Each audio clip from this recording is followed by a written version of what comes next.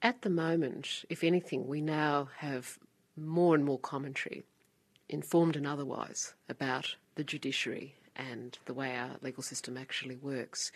Is more information better information in your view, or if anything, are we less informed with the cacophony of opinion that we have around us? I think the more commentary you have, the better. But of course, hopefully, when we talk of commentary, we talk about responsible commentary. And if it's responsible commentary, the more you have, the better. If it's irresponsible commentary, if it's just abuse, well, clearly you're better off without it. Is there any achievement you feel you've yet to attain as you look back? Anything further you would like to do? No, not really. I mean, you've got to be realistic. No, I don't think so. You've enjoyed working with other legislatures. You were mentioning Hong Kong before, and I mean that's been a very interesting time for Hong Kong, obviously, with the passing of the British rule and going back into the hands of the Chinese. What did you find any interesting contrasts in their approach, between their approach and ours? Do you think, for example, we could learn from other cultures?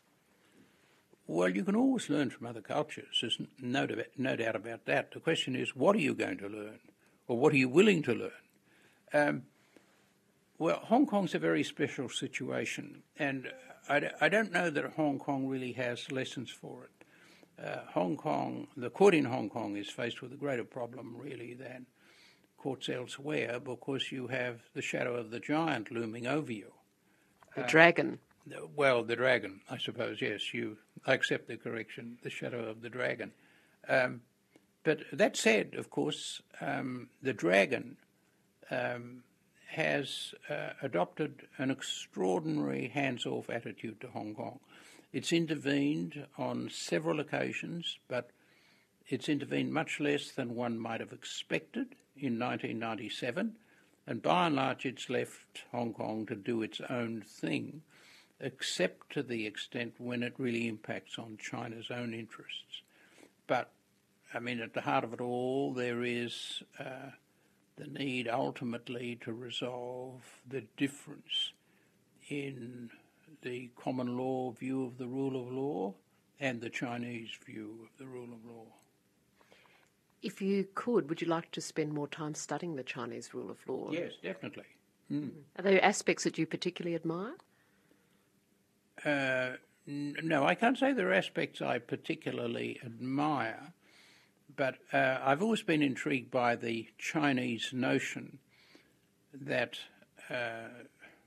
the ultimate arbiter of the meaning, the interpretation of legislation, is the legislature itself, and that it does through the Standing Committee of the National People's Congress. But in theory, there's a great deal to be said for the view, who knows better what the legislature meant than the legislature and its instrumentality.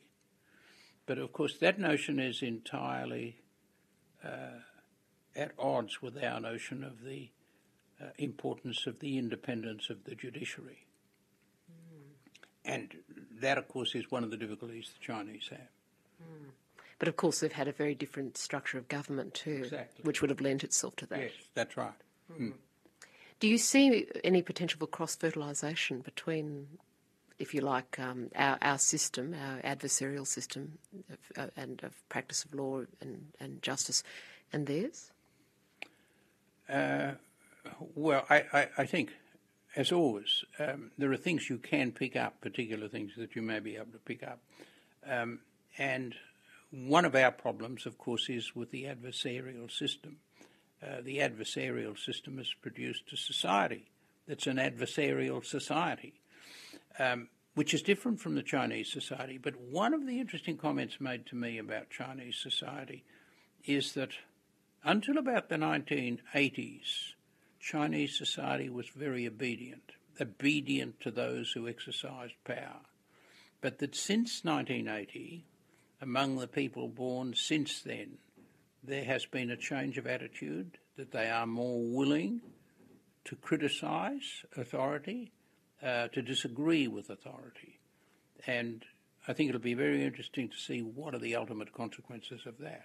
The seed sown. Yes. And of course it may be that this has come about because China is now more open to Western views, sees what's happening in Western countries, and feels that, in a sense, these ideas can be used and can be practiced in China itself.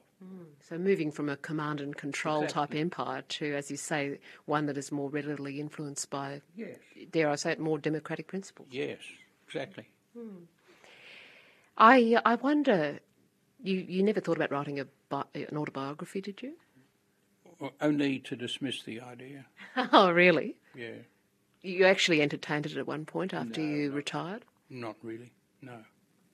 You felt nothing would be gained by doing that? No, I don't think anything would be gained, and I have difficulty in talking about people that I worked with and knew, and the essence of a biography is to write about people that you knew and your interaction with them, and it'll sell better if you speak poorly of them.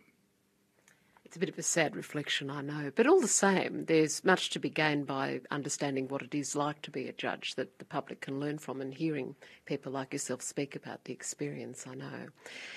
So just by way of conclusion, Sir Anthony, and as I say, given that it happens to be a very particular week and since the Mabo decision 20 years ago, and looking back, is there any one experience that you think back to and say, yes, I knew I'd set on the right path for the rest of my life? You never had any moments of doubt, obviously, that, No. that you would never have gone to any other career. No, not at all. And in a sense, my conclusion is that I was extraordinarily lucky to live the sort of life that I did, doing what I wanted to do, enjoying what I wanted to do. So I have been lucky. Sir Anthony, thank you. Thanks, Juliet.